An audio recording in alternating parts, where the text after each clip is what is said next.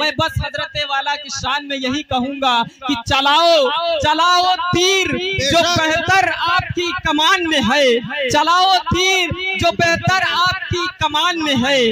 किसी की आंख में जादू आपकी जबान में है। माइक पर हजरत मौलाना मुफ्ती मोहम्मद अनीस साहब नदवी दामत बरकातुल आलिया। बिस्मिल्लाहिर्रहमानिर्रहीम। अल्हम्दुलिल्लाहि नहमदुहु व नस्तईनुहु व नस्तगफिरुहु व नु'मिनु बिही व नतवक्कलु अलैहि व नऊज़ु बिल्लाहि मिन शुरूरि अनफुसिना व मिन सय्यिआति अअमालिना। मन यहदिहिल्लाहु फला मुज़िल्ल लहु व मन युज़लिलहु फला हादिय लहु। ونشهد أن لا إله إلا الله وحده لا شريك له ونشهد أن سيدنا ومولانا محمدا عبده ورسوله صلى الله تعالى عليه وعلى آله وأصحابه وأزواجه وذرياته وأهل بيته وبارك وسلم تسليما كثيرا كثيرا. أما بعد فأعوذ بالله من الشيطان الرجيم. بسم الله. إن الذين قالوا ربنا الله ثم استقاموا تتنزل عليهم الملائكة ألا تخافوا ولا تحزنوا وأبشروا بالجنة التي كنتم توعدون. نحن أولياؤكم في الحياة الدنيا وفي الآخرة ولكم فيها ما تشتهي أنفسكم ولكم فيها ما تدعون نزلا من غفور رحيم. صدق الله العظيم. मुहतरम बुजुर्गों, दीनी और ईमानी भाइयों, इस्लामी माओ और बहनों, स्टेज पर तशरीफ फरमा उलमाए किराम, हुफ़ाज़ किराम और शुअराए किराम और सामईन हजरात, आज का आपका ये इजलास, ये जलसा जो मुनाकिद किया जा रहा है, ये आनन फानन इसको तय किया गया। कुछ लोगों ने मिलकर मशवरा किया कि प्रोग्राम होना चाहिए, जलसा होना चाहिए, और फिर ये जलसा, ये इजलास और ये प्रोग्राम जो जिसमें एक पहलू तकरीर का है और दूसरा पहलू मुशायरे का है, आपके सामने है। वरना होना तो ये चाहिए जैसा कि माजी में होता चला रहा है कि जो महीना आने वाला है मुहर्रमुल हराम का महीना, उस महीने में शुहदाए इस्लाम के नाम पर इजलास मुनाकिद किए जाते हैं, जलसे होते हैं और बड़े पैमाने पे होते हैं। देहातों में भी होते हैं, गांव और कस्बों में भी होते हैं, बड़े शहरों में भी होते हैं, और मेरे ख्याल से पूरी दुनिया में शुहदा इस्लाम के मौजू पर जलसे होते हैं। तो आने वाला जो महीना है ये मुहर्रमुल हराम का महीना है, और इसमें जो वाक़या पेश आया हज़रत हुसैन रज़ी अल्लाह ताला अन्हु की शहादत का, उस निस्बत पर इजलास मुनक़िद होते हैं। हालांकि मुहर्रमुल हराम की पहली तारीख खलीफा दोम सैयदना हजरत उमर फारूक रजी अल्लाह ताला अन्हु की शहादत याद दिलाती है। तो मुहर्रम की पहली तारीख यह हजरत उमर फारूक रजी अल्लाह ताला अन्हु की शहादत, और फिर 10 तारीख को हजरत हुसैन रजी अल्लाह ताला अन्हु की शहादत का सानेहा पेश आया। और उससे पहले ये जो महीना चल रहा है दिलहिज का महीना, इसमें भी 18 दिलहिज को सैयदना हजरत उस्मान गनी रजी अल्लाह ताला अन्हु की शहादत पेश आई, जो बड़ी दर्दनाक शहादत है।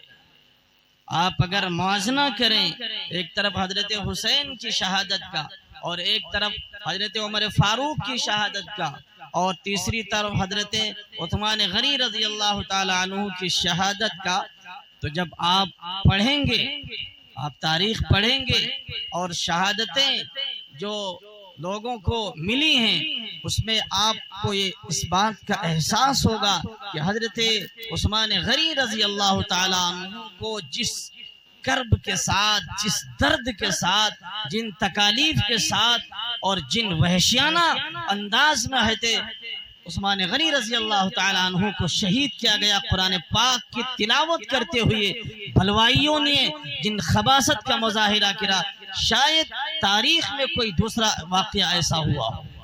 जिस तरीके से बलवाइयों ने हजरत उस्मान गनी रजी अल्लाह ताला अन्हु को शहीद किया, पढ़ना चाहिए, हमें पढ़ना चाहिए। हम मुसलमान हैं, ये हस्तियां हमारे लिए आइडियल की हैसियत रखती हैं। अल्लाह के नबी सल्लल्लाहु अलैहि वसल्लम ने फरमाया था, अस्हाबी कन्नुजूम बिअय्यिहिम इक्तदैतुम इह्तदैतुम, मेरे सहाबा सितारों के मानिंद। उस्मान गनी रजी अल्लाह ताला अन्हु ये अल्लाह के नबी सल्लल्लाहु अलैहि वसल्लम के दामाद हैं, और एक बेटी के नहीं, 2 बेटियों के दामाद हैं। हजरत रुकैया रजी अल्लाह ताला अन्हा, और फिर जब हजरत रुकैया का इंतकाल हो गया तो अल्लाह के नबी सल्लल्लाहु अलैहि वसल्लम ने अपनी दूसरी लख्त जिगर हजरत उम्मे कुलसूम का निकाह हजरत उस्मान से किया। तो 2 बेटियों के, इसीलिए आपका एक लक़ब दुन नूरैन भी है, 2 नूर वाले। तो आप सल्लल्लाहु अलैहि वसल्लम को हजरत उस्मान इतने महबूब थे, इतने पसंद थे, इतना आप उन पर यकीन करते थे कि 2 बेटियां आप सल्लल्लाहु अलैहि वसल्लम ने हजरत उस्मान के हवाले की। 2 बेटियों से रुख्सत किया, एक रुख्सत हुई तो दूसरी से कर दिया। आप अंदाजा करें, वो खलीफतुल मुस्लिमीन जिसको खलीफा सालिस का लक़ब मिला, और खलीफा सालिस है यानी तीसरा खलीफा। पहले खलीफा सैयदना अबू बकर सिद्दीक रजी अल्लाह ताला अन्हु, दूसरे खलीफा सैयदना उमर फारूक रजी अल्लाह ताला अन्हु, और तीसरे खलीफा हजरत उस्मान गनी रजी अल्लाह ताला अन्हु। हमें मालूम होना चाहिए हज़रत अबू बकर सिद्दीक कौन है, इनका मकाम क्या है, इनका रुतबा क्या है, अल्लाह के नबी ने इनके क्या फजाइल बयान किए, कुरान क्या फजाइल बयान करता है, खुद अल्लाह ने अबू बकर सिद्दीक के क्या फजाइल बयान किए। मुसलमानों को पढ़ना चाहिए।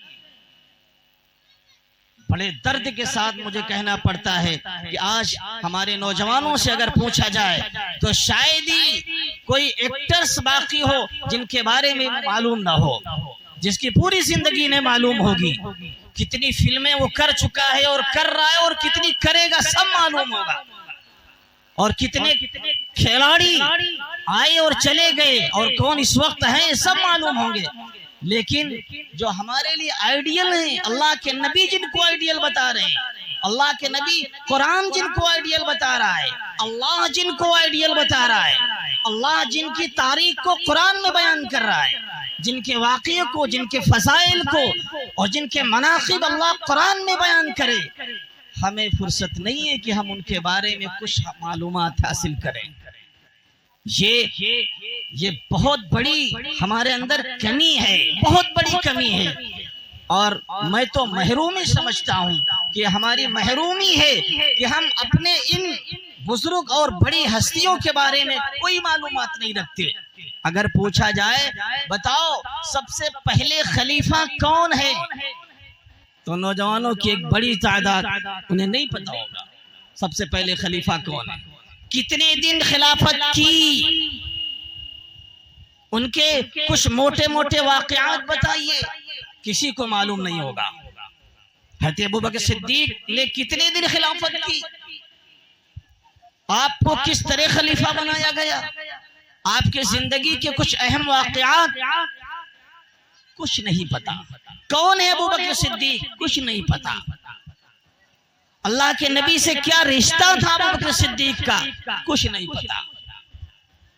जब अबू बकर सिद्दीक के बारे में कुछ नहीं पता, जिनके बारे में उलमा ने बाकायदा इत्तिफाक किया है कि अफजलुल बशर बअदल अंबिया अबू बकर सिद्दीक रज़ी अल्लाह ताला, अफजलुल बशर, इंसानों में सबसे अफजल, अंबिया के बाद सबसे अफजल इस कायनात में अगर कोई हस्ती है तो अबू बकर सिद्दीक की है।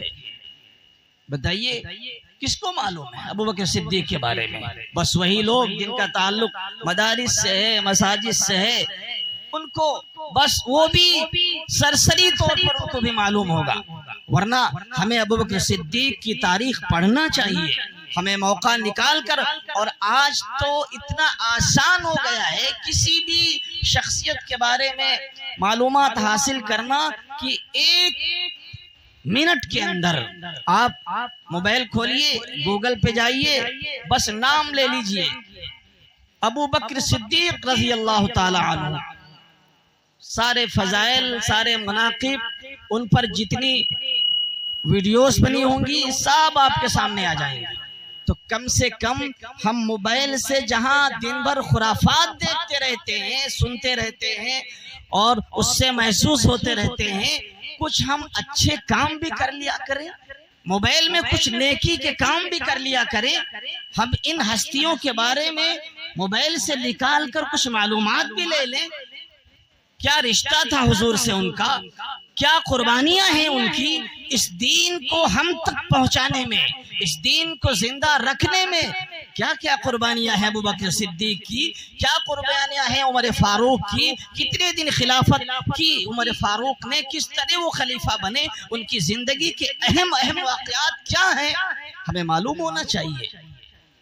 तीसरे खलीफा कौन है, चौथे किसे कहते हैं, खिलाफत राशिदा कितने दिन रही, खिलाफत राशिदा कहते किसे हैं, उसके क्या क्या अरकान थे, ये हमें मालूम होना चाहिए। और इस दौर में तो बहुत जरूरी है मालूमात हासिल करना, और इतना आसान हो गया है कि आप एक दिन में अगर आप ये तय कर लें कि हमें अबू बकर सिद्दीक रज़ी अल्लाह ताला अन्हु के बारे में मालूमात हासिल करना है, तो एक दिन अबू बकर सिद्दीक के बारे में मालूमात हासिल करें मोबाइल के जरिए, उसके बाद अपने जहन में बिठाएं और फिर हजरत उमर फारूक रजी अल्लाह ताला अन्हु के बारे में, उनके बारे में मालूमात हासिल करें, हज़रत उस्मान गनी रजी अल्लाह ताला अन्हु के बारे में, हज़रत अली रजी अल्लाह ताला अन्हु के बारे में। ये चार बड़े सहाबा हैं, चार बड़े सहाबा, वो लोग जिनकी उम्रें 30-35 साल की हैं, उन्होंने अपने बचपन में पढ़ा होगा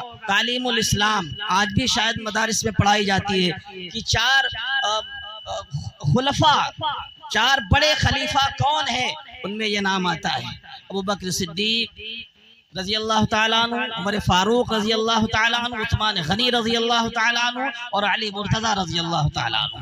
ये चार हस्तियों के नाम आते हैं, तो इनके बारे में हमें मालूमात होनी चाहिए। उसके बाद हजरत हसन, हजरत हुसैन और मौका मिले तो हजरत अमीर मुआविया रजी अल्लाह ताला अन्हु, ये जो हमारे बड़े सहाबा हैं, इनके बारे में हमें मालूम होना चाहिए। ये हमारे दीन के सुतून हैं, दीन के खंबे हैं, इनके जरिए दीन हम तक पहुंचा है। जैसे दादा के वारिस बाप हुए और बाप के वारिस बेटा हुआ और बेटा का वारिस पोता हुआ, ऐसे ही हुजूर सल्लल्लाहु अलैहि वसल्लम से ये दीन चला, अबू बकर तक पहुंचा, अबू बकर से चला उमर फारूक तक पहुंचा, उमर फारूक से चला उस्मान गनी तक पहुंचा और उस्मान गनी से चला अली मुर्तज़ा तक पहुंचा। जैसा दीन, जैसी शरीयत हुजूर के दौर में थी, हजरत अली के दौर तक वैसे ही शरीयत, वैसा ही दीन, वैसे ही अरकान, वैसे ही अमाल रहे। और उसके बाद के जमाने के बारे में हुजूर ने फरमाया था कि ये 30 साल तो खिलाफत रहेगी, और वो खिलाफत जो मनहजे नबूवत पर होगी, यानी जिस तरीके पर आज शरीयत है, जो तरीका शरीयत का या जिस शक्ल की शरीयत, जिस शक्ल का दीन आज है, इसी शक्ल का दीन, इसी तौर तरीक का दीन 30 साल तक रहेगा। उसके बाद मुल्कियत का दौर आएगा, बादशाहियत का दौर आएगा। तो कम से कम आज हम ये तय करें कि ये 4 खलीफा जो सबसे अफजल हैं, इनके बारे में हम नोट कर ले, और जब मौका मिले इन 4 की जिंदगियों को पढ़ें, सुने। मोबाइल पर किसी आलिम, कोई आलिम तकरीर कर रहा हो तो पूरी तकरीर अबू बकर सिद्दीक पर, उमर फारूक पर, उस्मान गनी पर, अली मुर्तजा रज़ी अल्लाह अन्हुम अजमईन पर सुने, और फिर उन वाक़यात को याद भी रखें। ये सुनना भी नेकी का काम है, उसको अमली जिंदगी में लाना भी नेकी का काम है। जैसे नमाज पढ़ते हैं नेकी मिलती, कुरान पढ़ते हैं सवाब मिलता है, हज करने जाते हैं सवाब मिलता है। अगर इस नियत से इनकी तारीख को हम पढ़ेंगे, सुनेंगे कि हम अपनी जिंदगी को इसके मुताबिक ढालने की कोशिश करेंगे, तो यकीन मानिए जैसे नमाज का सवाब, जैसे कुरान पढ़ने का सवाब, जैसे किसी के साथ भलाई करने का सवाब, ऐसे इन लोगों की तारीख पढ़ने का भी सवाब आपको मिलेगा। क्योंकि आप ये तय करके पढ़ेंगे कि हम अपनी जिंदगी को इनकी जिंदगी से के मुताबिक ढालने की कोशिश करेंगे। और फिर दौर आता है हजरत हुसैन का। हजरत हुसैन रज़ी अल्लाह ताला अन्हु की शहादत किन हालात में हुई, क्यों हजरत हुसैन यजीद से उन्होंने क्यों बैत नहीं की, ये भी हमें मालूम होना चाहिए। तो जो मोटे मोटे वाक़यात हैं, ये फिर हमारी तारीख की जो और बड़ी बड़ी हस्तियां हैं, सहाबा के बाद आइए तारीख इब्ने ज़ियाद, सुल्तान सलाहुद्दीन अय्यूबी, और हमारे अपने हिंदुस्तान की तारीख जिसको आज तोड़ मरोड़ के पेश किया जाता है। आज वो लोग जो स्कूल से ताल्लुक रखते हैं, आप किसी भी स्कूल का या कॉलेज का या यूनिवर्सिटी का कोई सिलेबस लीजिए, हिस्ट्री का, तारीख का, वहाँ उस हिस्ट्री में, उस तारीख में आपको हमारे यहाँ हिंदुस्तान पे जो मुगलों ने जो हुकूमत की है, उनके कुछ बादशाहों के नाम मिलेंगे, और इस तरीके से उनको पेश किया गया है कि बिल्कुल पढ़ने वाला का जहन उनके खिलाफ हो जाए, बिल्कुल उनके खिलाफ हो जाए, और ये तसव्वुर सामने आ जाए कि बड़ा जालिम बादशाह था, बड़ा जो है नाइंसाफी करने वाला, और बहुत जुल्म किया लोगों पर, बड़ी नाइंसाफी की, और तरह तरह से लोगों पे नाजायज टैक्स उसने लगाए। ये सब आपको मिलेगा। माहौल हमसे है, माहौल से हम नहीं है। हम जैसा माहौल बनाना चाहेंगे बनेगा, हम जैसा माहौल अपने घर का बनाएं वैसा बनेगा, अपने मोहल्ले का माहौल जैसा हम बनाएंगे वैसा बनेगा। माहौल हमें नहीं ढालेगा, बल्कि हम माहौल को ढालेंगे। जैसा हम तय करेंगे माहौल वैसा बन जाएगा। हमने तय किया कि हमें गुनाहों से बचना है, और कोशिश ये करनी है कि खुद भी बचना है और अपने 2 साथियों को गुनाहों से बचाना है।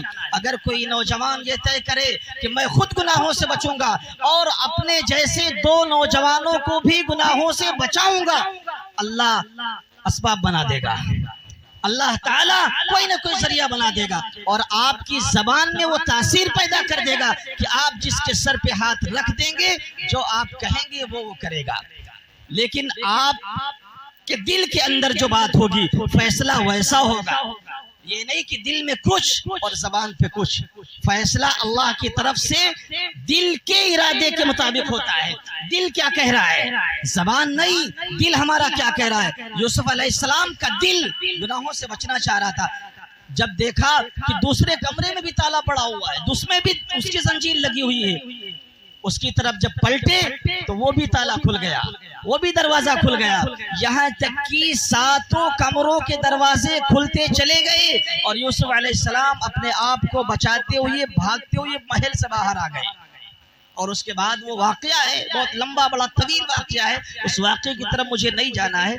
असल जो बात करनी है वो ये कि जब इंसान अपने आप को गुनाहों से बचाने का फैसला कर लेता है, ये तय कर लेता है कि मुझे रिश्वत नहीं खानी है, मुझे सूद नहीं खानी है, मुझे किसी को सताना नहीं है, मुझे किसी पर जुल्म नहीं करना है, मुझे गुनाहों से बचना है, तो आप चाहे 7 पर्दों के पीछे चले जाएं, अल्लाह असबाब बना देगा। आपके दिल के अंदर ऐसी कैफियत पैदा हो जाएगी कि आप गुनाह नहीं करेंगे।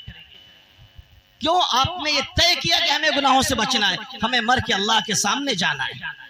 आप जरा अंदाजा करें थोड़ी देर के लिए कि एक कमरे के अंदर, चाहे वो कमरा 70 कमरों के अंदर हो, बहुत गौर से सुनिए मेरी बात, चाहे वो कमरा 70 कमरों के अंदर हो और आप उस कमरे के अंदर हो और उसी कमरे के अंदर आप ही की उम्र की एक हसीन और जमील लड़की को भेज दिया जाए उसी कमरे के अंदर, और आपसे सिर्फ इतना कह दिया जाए कि देखो लगे हुए हैं और कई एक कैमरे लगे हुए हैं, बाहर लाइव चल रहा है, बाहर लाइव चल रहा है। आप अंदाजा करें 70 कमरों के अंदर वो कमरा है, आप कुछ करने की हिम्मत करेंगे? आपके अंदर हिम्मत है कि कुछ कर सके? आप शायद नजर उठा के भी ना देखें उस लड़की की तरफ। क्यों?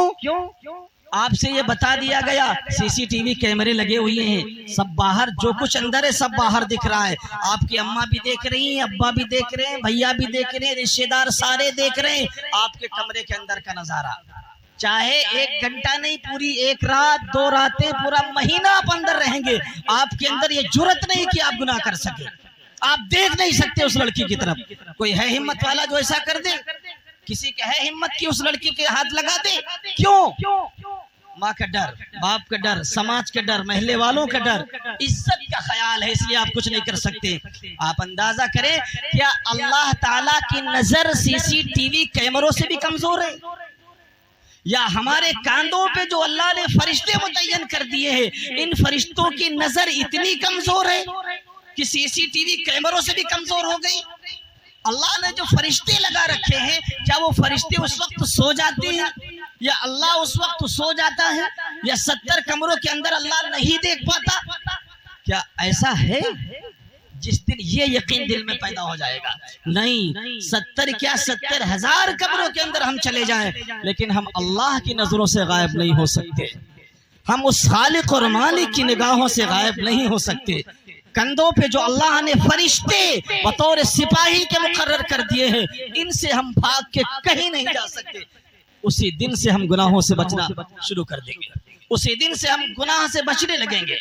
मसला ये है, जब गुनाह का वक्त आता है तो ये सारे ख्यालात, ये सारे तसव्वुरात एक तरफ हो जाते हैं और इंसान भूल भुलैयों में चला जाता है और गुनाह कर बैठता है। जाहिर को ये निगाहें देख रही है, वो कैमरे दिख रहे हैं आंखों से, इसलिए ये अपने आप को गुनाहों से बचा रहा है। क्योंकि अल्लाह मियां आंखों से दिखते नहीं, फरिश्ते आंखों से दिखते नहीं, तो जो चीज आंखों से दिखती नहीं है उसका यकीन दिल के अंदर नहीं। हमें दिख रहा है हुकूमत ताकतवर है, अगर हुकूमत के कवानीन को, उसके उसूल और ज़ाब्तों को अगर हम फॉलो नहीं करेंगे तो डंडे बरसेंगे हमारे ऊपर, जेल की सलाखों में जा सकते हैं, हमारे ऊपर मुकदमा चल सकता है। तो उसके डर से हम उसके उसूल को फॉलो करते हैं। जो ऑर्डर आ गया कोर्ट की तरफ से, जो ऑर्डर हुकूमत की तरफ से आ गया, उस डंडे के मार की वजह से उसको हम फॉलो करते हैं, उस पर अमल करते हैं। और अल्लाह ताला ने क्या हुक्म किया, मोहम्मद रसूलुल्लाह ने क्या कहा, सहाबा ने क्या कहा, उलमा क्या कह रहे हैं, कुरान क्या कह रहा है, हदीस क्या कह रही है, क्योंकि इन आंखों से दिख नहीं रहा है। अल्लाह की सजा इन आंखों से दिख नहीं रही है, कयामत का मंजर इन आंखों से दिख नहीं रहा है, इसलिए हम गुनाह पे गुनाह करते चले जा रहे हैं और हुकूमत की सजा आंखों से दिख रही है। अभी आप कोई सिंगल तोड़े। अभी आप हुकूमत के खिलाफ कोई अमल करें, कल आप उसकी सजा दिख जाएगी। कल आप या तो थाने में होंगे या जेल में होंगे। तो ये आपको दिख रहा है, इसलिए उसके कानून तोड़ने से डर लगता है। लेकिन अल्लाह की मार दिख नहीं रही है, अल्लाह के फरिश्ते दिख नहीं रहे, कयामत का मंजर सामने नहीं है, मैदान महशर का मंजर सामने नहीं है, इसलिए गुनाहों में हम लथपथ है, इसलिए उसका ख्याल दिल के अंदर नहीं आता। मेरे बुजुर्गों, आप जरा अंदाजा करें, एक जिस्म है और एक रूह है। जिस्म की हकीकत है या रूह की हकीकत? रूह की हकीकत है, जिस्म की कोई हकीकत नहीं। मरने के बाद जिस्म मिट्टी से बना है, मिट्टी में मिल जाता है। रूह की हकीकत है, ये रूह आलम बाला से आई है, आलम बाला को वापस चली जाती है। सारा सवाल जवाब, सारी बात इस रूह से होती है। रूह जिस्म में ना हो, जिस्म की कोई हैसियत नहीं। आप मुझे बताएं कि इन आंखों ने आज तक रूह को देखा है? आज तक किसी की आंखों ने रूह को देखा है? किसी की आंखों ने रूह को नहीं देखा। हालांकि रूह की हकीकत है और जिस्म बेहकीकत है। हमारी आंखें जिस्म देख रही हैं, जो बेहकीकत वो हमारी आंखें देख रही है, और जो हकीकत यानी रूह हमारी आंखें उसको नहीं देख रही है। मालूम ये हुआ, ये सारे दुनिया के कवानीन ये बेहकीकत इनको आंखें देख रही है। अल्लाह का कानून हकीकत पर मबनी है, अल्लाह का कानून सच्चाई पर मबनी है, मोहम्मद रसूलुल्लाह के कवानीन सच्चाई पर मबनी है। वो आंखों से दिख नहीं रही है, इसलिए हम उन पर अमल नहीं कर रहे हैं। इसलिए मेरे बुजुर्गों, हमें सबसे पहले तो अल्लाह का डर दिल में पैदा करना चाहिए। अल्लाह का खौफ, अल्लाह का डर। जिस दिन अल्लाह का खौफ पैदा हो गया, जिस दिन अल्लाह का डर पैदा हो गया, आप इस बात को यकीन मानिए कि आप तन्हाई में होंगे, आप अकेले होंगे, लेकिन आप गुनाहों से बचेंगे। जब अल्लाह का डर होगा तभी ये कैफियत पैदा होगी। अल्लाह का डर नहीं होगा, ये कैफियत पैदा ही नहीं हो सकती, बिल्कुल नहीं पैदा होगी। उसूलों को नहीं तोड़ते, उसके पाबंदियों पे अमल करते हैं। माँ बाप का अगर एहतराम है, बच्चा छोटा उसका डर है माँ बाप का, माँ बाप का डर उसके दिल में, तो माँ बाप का कहना मानता है। उस्ताद का डर है शागिर्द के दिल में, तो उस्ताद की बात मानता है। ऐसे ही अगर अल्लाह का डर हमारे दिल में पैदा हो जाए, अल्लाह का डर पैदा हो जाए, तो सारा मसला हल हो जाए, सारा बेड़ा पार हो जाए।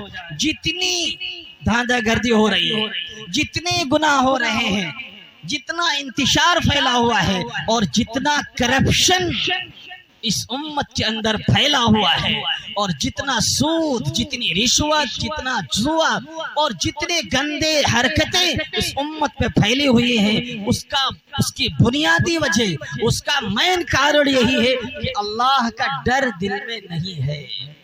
अल्लाह का डर पैदा करने की जरूरत है।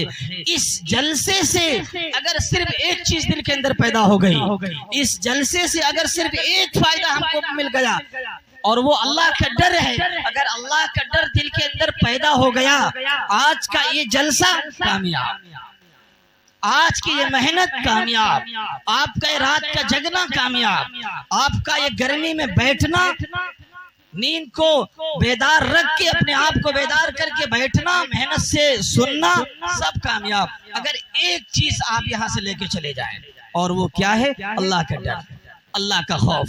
अल्लाह का डर जब दिल में पैदा होता है, तो फिर इंसान चाहे वो जमीन के अंदर चला जाए, यानी वो तहखाने के अंदर चला जाए, वहां भी वो अपने आप को एहतियात के साथ रखेगा, बड़ी मोहताताना जिंदगी गुजारेगा। और जब अल्लाह का डर नहीं, अल्लाह का खौफ नहीं, तो फिर इंसान चाहे अकेले हो, चाहे दुकेले हो, और चाहे मजमे के अंदर हो, उसके लिए सब बराबर है। इसलिए अल्लाह का डर दिल के अंदर पैदा करें, अल्लाह का खौफ दिल के अंदर पैदा करें, और यही चीज इंसानों को गुनाहों से बचा सकती है। उसके अलावा कोई चीज ऐसी नहीं जो आपको गुनाहों से बचा सके। अगर हमारे अंदर रिश्वत की आदत है, अगर हमारे अंदर जुए की आदत है, अगर हमारे अंदर शराब की आदत है, नऊद बिल्लाह, शराब तो नाम नहीं लेना चाहिए जबान से, लेकिन ये वबा, ये गंदी वबा, ये जलील वबा आज छोटे छोटे गांव में 15-15 और 18-18 साल के लड़कों के अंदर ये खबीस वबा फैली चली जा रही है। पहले तो ये सुना था कि शहरों में और वो लोग जो फुटपाथ पे रहते हैं, बिल्कुल नाले के बगल में रहते हैं, और जिनको शराफत से कोई ताल्लुक नहीं, जिनको इंसानियत से कोई ताल्लुक नहीं, गंदे बने रहते हैं, नशेड़ी है, वो शराब पीते हैं। अपने बचपने में तो यही सुना करते थे, पूरे इलाके में कोई ऐसा नहीं मिलता था जो शराब पीता हो, और कहीं मिलती भी नहीं थी, आपको बहुत दूर जाना पड़ता। लेकिन आज ये गंदी वबा छोटे छोटे गांव में दाखिल हो गई है। छोटे छोटे बच्चे बोलो से क्या मजा मिलता है इसको पीने से। उम्मुल खबाए से तमाम गुनाहों की जड़ शराब बताया गया है। जब इंसान शराब पीता है सबसे पहले उसकी अक्ल खत्म होती है, और जब अक्ल खत्म होती है तो वो जो कुछ न कर डाले सब कम है। इसलिए ये खबीस वबा उसी वक्त दिल से निकलेगी जब अल्लाह का डर होगा। अल्लाह का डर पैदा हुआ, इस गुनाह से हम बचेंगे, जुए के गुनाह से बचेंगे, किसी को सताने से बचेंगे, नमाज छोड़ने से बचेंगे। बहुत सारे गुनाह हैं जिनसे हम बच गए अगर एक काम कर ले, अल्लाह का डर दिल के अंदर पैदा कर ले, अल्लाह का खौफ दिल के अंदर पैदा कर ले। ये बुनियादी वजह है। अल्लाह ने जहां अपने नेक बंदों का तज़किरा किया कुरान के अंदर, वहां ये चीज जरूर बताई कि इनके दिल में अल्लाह का डर है, इसलिए इनकी ये कैफियत पैदा हुई है। अल्लाह का खौफ है, इसलिए इनकी ये कैफियत पैदा हुई है।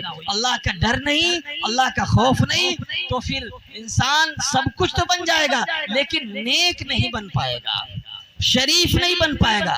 वो पढ़ लिख जाए, वो काबिल बन जाए, वो पैसे वाला बन जाए, वो अमीर बन जाए, वो जमीन जायदाद वाला बन जाए, लेकिन नेक नहीं बन पाएगा।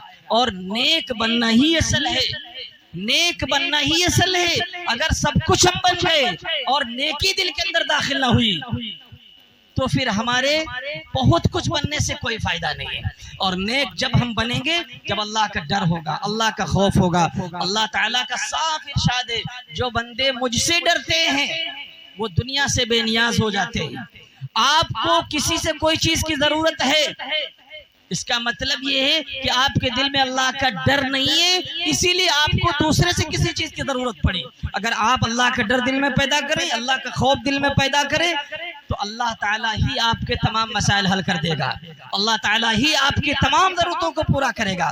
तो सबसे बुनियादी बात, हमें गुनाहों से बचना है, तमाम गुनाहों से और तमाम तरह की हक तलफियों से बचना है। तो अल्लाह का डर पैदा करना है, अल्लाह का खौफ पैदा करना है। इस जुमले को याद कर लीजिए, रट लीजिए कि अल्लाह का डर हमारे दिल में होना चाहिए, अल्लाह का खौफ दिल में होना चाहिए।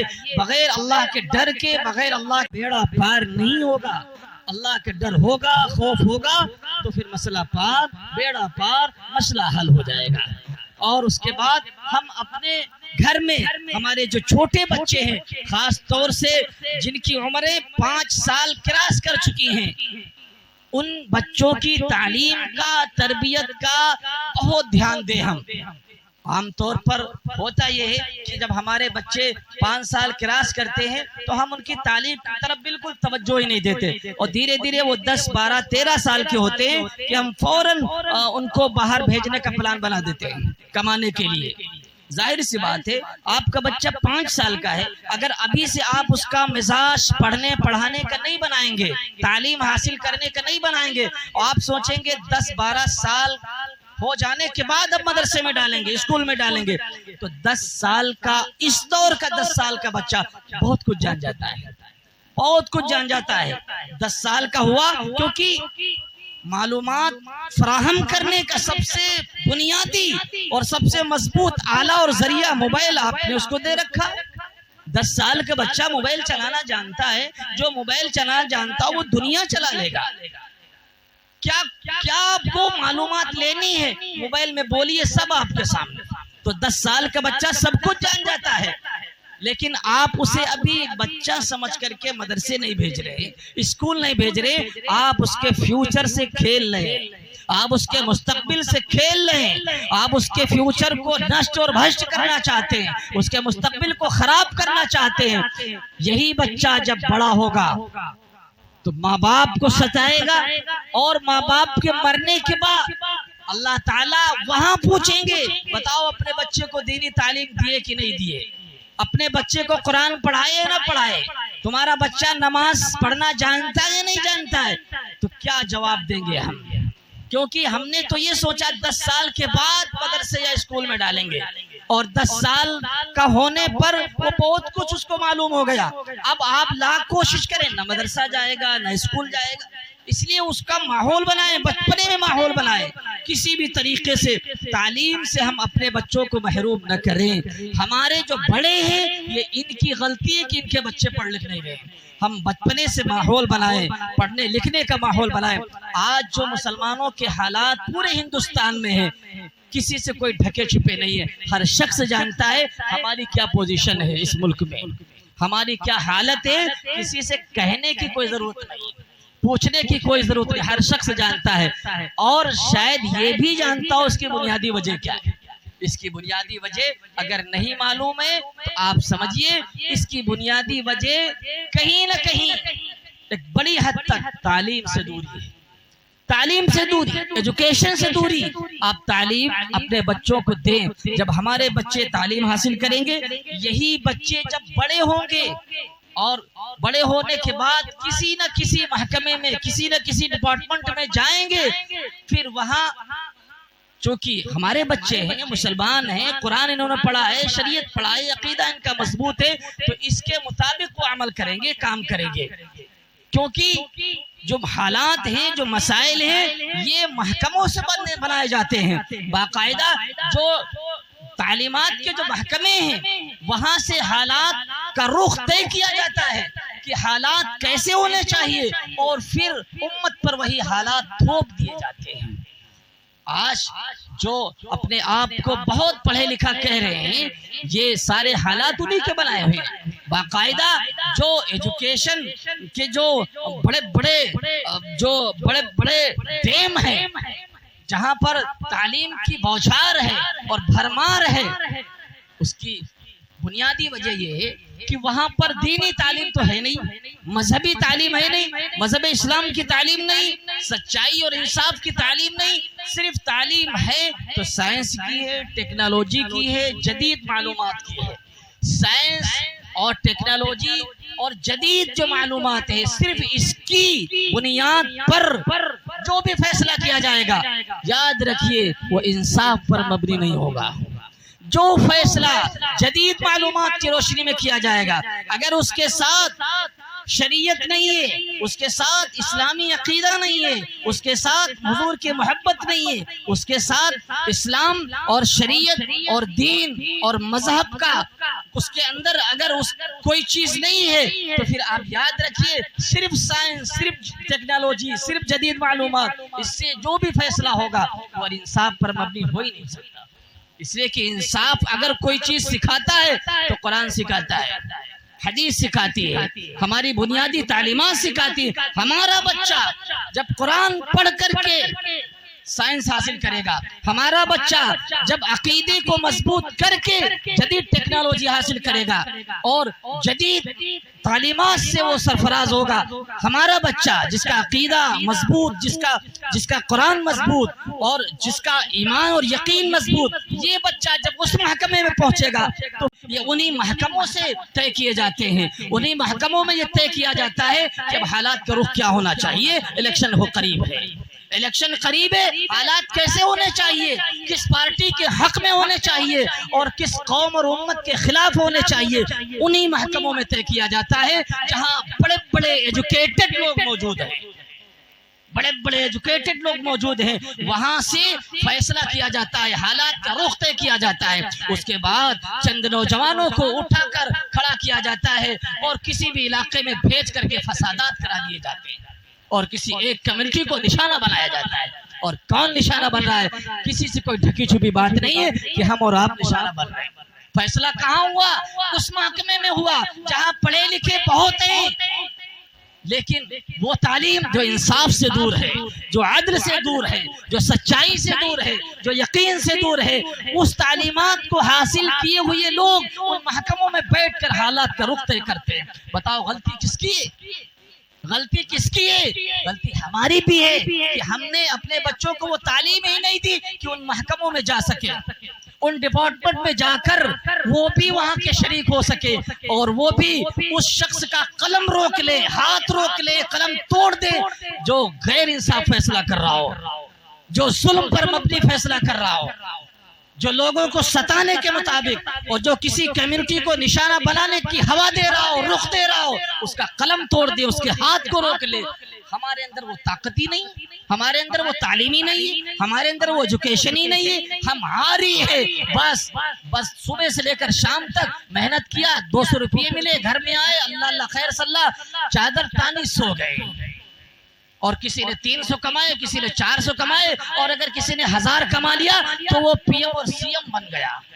वो इतना खुश हो गया कि बस तीर मार लिया, 1000 रोजाना ये कमाता है बच्चा, ये तो 1500 रोजाना कमाता है, इसकी बराबरी तो सीएम पीएम भी नहीं कर पाएगा। इतना खुश हो जाते हैं अपने उस बच्चे से जो 1000-1500 रोज कमाता है। लेकिन तालीम के नाम पर अंगूठा छाप है। आप तालीम की अहमियत को जानिए। कलम में जो ताकत है वो पैसों में ताकत नहीं हो सकती, बिल्कुल नहीं हो सकती। कलम में जो ताकत अल्लाह ने रखी है वो पैसों में ताकत नहीं है, वो बिल्डिंगों में ताकत नहीं है, वो गाड़ी और घोड़ों में ताकत नहीं है। जो अल्लाह ने कलम में ताकत रखी है, अगर कलम में ताकत न होती तो हमारे कुरान के अंदर सूरतुल कलम नाजिल न होती। सूरे कलम अल्लाह ने नाजिल फरमा कर कुरान में बता दिया कि सबसे ज्यादा अगर किसी में ताकत है तो कलम में ताकत है। और एक बात बताऊं, अल्लाह ने सबसे पहले जिस चीज को पैदा किया वो कलम था। न इंसान, न जिन्नात, न नदी, न नाले, न समंदर, न आसमान, न जमीन, न पहाड़, न अंबिया, न औलिया, कुछ नहीं। सबसे पहले अल्लाह ने जिस चीज को पैदा किया वो कलम था। नून वल कलम वमा यस्तुरून। सबसे पहले अल्लाह ने कलम, और कलम की कसम खाई, और कलम जिस चीज को लिखे उसकी कसम खाई। एक तरफ ये और दूसरी तरफ जब पहली वही हमारे नबी पर आती है वो भी इक़रा बिस्मि रब्बिकल लज़ी खलक़ आती है। ऐ हबीब, ऐ मोहम्मद सल्लल्लाहु अलैहि वसल्लम, पढ़ने लिखने का माहौल बनाओ। बस ये आखिरी वाकया बयान करके अपनी बात खत्म करूंगा, लेकिन बहुत अहम ये बात है मेरी। आप अंदाजा करें, जिस वक्त हुजूर सल्लल्लाहु अलैहि वसल्लम पर पहली वही नाजिल होती है और इस जमीन का ताल्लुक आसमान से होता है, उस वक्त दुनिया में तरह तरह के गुनाह थे। शराबें पी जा रही थी, जुआ खेला जा रहा था, शिर्क आम था, कुफ्र आम था।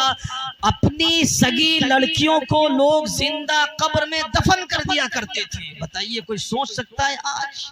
अपनी लड़की को जिंदा कब्र में दफन कर दिया करते थे। कितने बड़े बड़े गुनाह थे उनके अंदर, कितने बड़े बड़े गुनाह। छोटी छोटी बातों पर जंगें शुरू हो गई, 40-40 साल तक जंग चल रही है। यानी एक खानदान दूसरे खानदान से लड़े जा रहा है।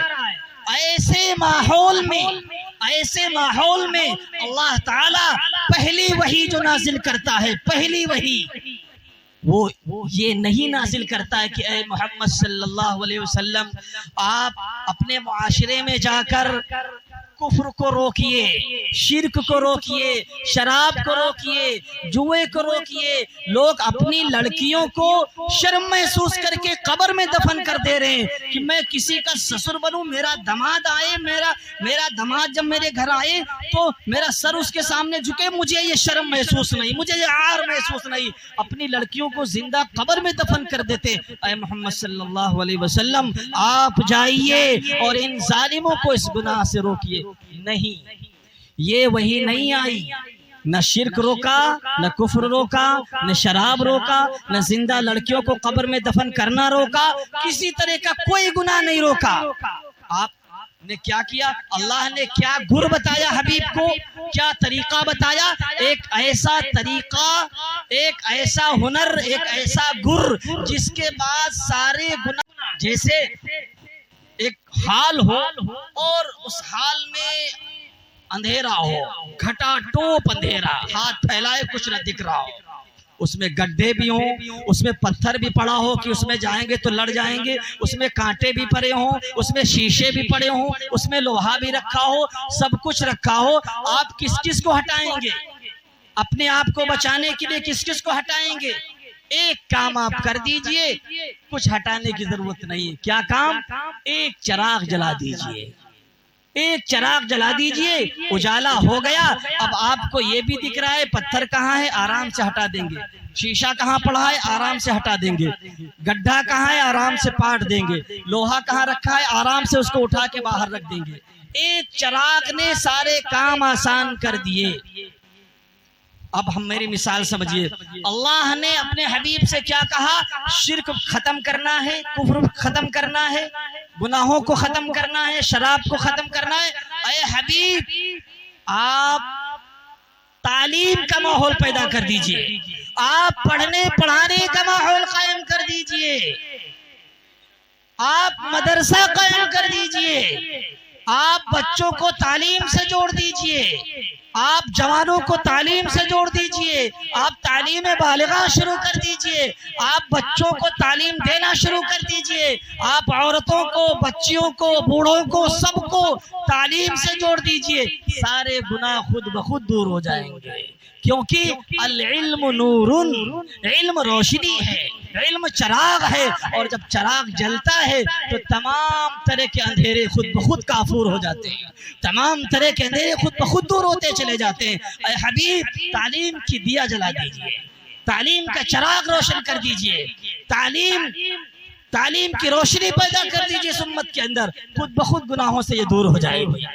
इतनी अहमियत तालीम की जिस कौम में दी गई हो, वही कौम तालीम में पिछड़ी, वही कौम तालीम में इतनी पीछे, वही कौम को तालीम से इतना बैर, इतनी दुश्मनी, इतना आरिजा कि तालीम के नाम पर कोसों दूर भागे, तालीम के नाम पर जेब से 10 रुपये न निकले, तालीम के नाम पर इतनी मुखालिफत, समझ में नहीं आती है बात।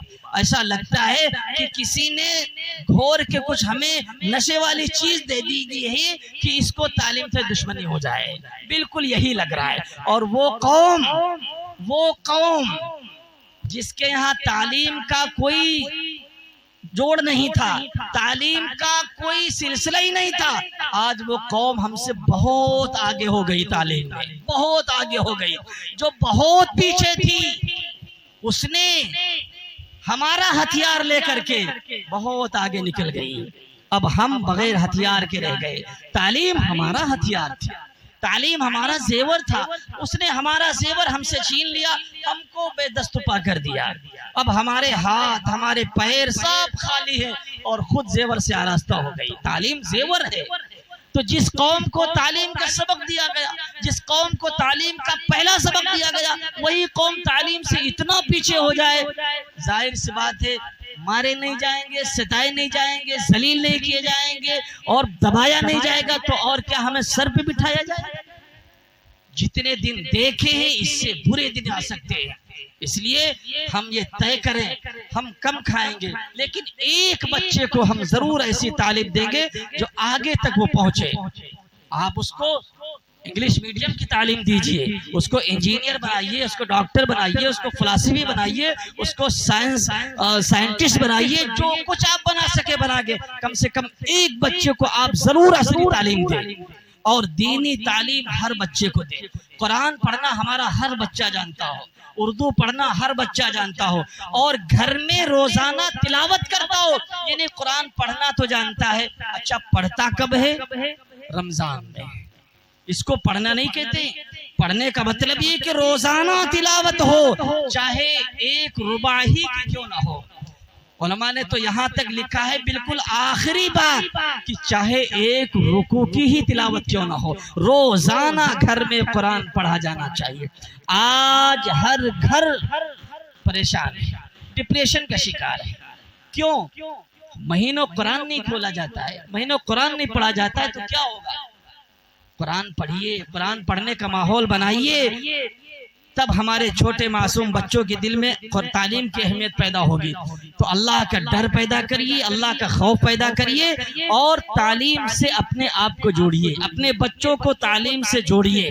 और जो गुनाह है हमारे अंदर धीरे धीरे वो खुद, माँ बहनों से एक बात कहना चाहूंगा, देखिए हम चाहे जितना नमाजी बन जाए, रोजेदार बन जाए, सब कुछ बन जाए, अगर हमारे अंदर पर्दे की अहमियत नहीं है, बेपर्दगी अगर हमारे अंदर है, अल्लाह ने अपने हबीब की खवातीन यानी उम्महातुल मोमिनीन हमारे नबी सल्लल्लाहु अलैहि वसल्लम की जो बीवियां हैं वो उम्मत के मुसलमानों की माएँ हमारे बेटों के दर्जे में है, लेकिन फिर भी तुम्हें इनसे पर्दा करना है। वला तबर्रजना तबर्रुजल जाहिलियतिल ऊला, जाहिलियत की तरह बेपर्दा सामने मत आओ, पर्दे से आओ, सामने निकलना है पर्दा करके आओ, बेपर्दा मत रहो। अगर बेपर्दा रहोगे तो दिन भर के अमाल सब बेकार हो जाएंगे, और जब पर्दे के साथ रहोगे तो हजरत आयशा और हजरत फातिमा और दीगर उम्महातुल मोमिनीन वाली हया पैदा होगी। तो खवातीन के लिए पर्दा बहुत जरूरी है, पर्दा बहुत जरूरी है। बेपर्दगी जो है ये बेहयाई पैदा करती है, गुनाहों को पैदा करती है। बेहयाई के बाद ही गुनाह शुरू होते हैं, और जब जो खवातीन बाहया होती है फरिश्ते भी उससे रश्क करते हैं, फरिश्ते उस पर रश्क करते हैं, फरिश्ते खुशियां मनाते हैं उस खातून को देखकर जो पर्दे में निकलती है। लिहाजा हमारी माएँ बहनें पर्दे में होकर बाहर निकला करें, घर में रहें, एहतियात से रहें, घर के बाहर जाएं पर्दे के साथ जाएं। बेपर्दगी किसी भी हाल में जायज नहीं है, पर्दे के साथ रहना सीखें, वरना हमारी छोटी छोटी बच्चियां बेहया निकलेंगी, बेहया होंगी। और जब हम पर्दा करेंगे, हमारी बड़ी पैदा करेंगे, तो फिर छोटी बच्चियां खुद ब खुद पर्दा करना सीख जाएंगी। यही चंद बातें थी जो आप हजरात से मुझे अर्ज करना था। अगर हम इन बातों पर अमल करेंगे तो इंशाअल्लाह फायदा होगा, वरना जलसे तो बहुत होते हैं, साल में कई एक जलसे होते हैं, और कुर्ब जवार में भी जलसे होते रहते हैं, और मुबैर में तो हर दिन एक नया जलसा सुनने को देखने को मिलता है। फायदा जब होता है जब आप दवा डॉक्टर के यहाँ से दवा लेके आए और उसको खाएं भी, खाली लेके आए रख दें, इससे फायदा नहीं होता है। अगर मर्ज ठीक करना है तो जो आप दवा लेकर आए हैं उसे खाएं भी, और खाएं पूरे एहतियात के साथ खाएं। जो परहेज है परहेज भी करें, तब वो दवा फायदा करेगी। आपने जलसा कर लिया, बहुत अच्छी बात है, नूरुन अला नूर, बहुत सवाब मिला होगा, आपका मुकद्दर चमके, आपका मुस्तकबिल रोशन हो। लेकिन फायदा जब भी होगा जब आप अमल करेंगे। अमल से जिंदगी बनती है, जन्नत भी जहन्नम भी। अगर अमल करेंगे तो फायदा होगा, अल्लाह और तौफीक देगा, आप और आगे बढ़ेंगे, हर एतबार से आगे बढ़ेंगे। मैं शुक्रिया अदा करूंगा मुंतज़मीन का और उन लोगों का जिन्होंने मुझे मदऊ किया, और तमाम सामईन का जो लोग बातों को सुन रहे हैं और ये तय करें कि जो बातें कही गई हैं इंशाअल्लाह इस पर अमल करेंगे तो जिंदगियों में तब्दीली आएगी। अल्लाह ताला हम सबको कहने सुनने से ज्यादा अमल की तौफीक नसीब फरमाए। व आखिर दावाना अनिल हम्दुलिल्लाह।